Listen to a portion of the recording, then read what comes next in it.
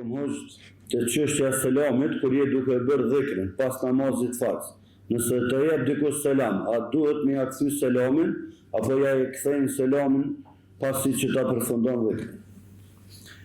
Wa alaikum assalam wa rahmatullahi wa barakatuh. Një prej çështjeve që gjithmonë unë kam problem pas namazit është kur të bëj dhikrin të vit njerëzit. Assalamu alaikum.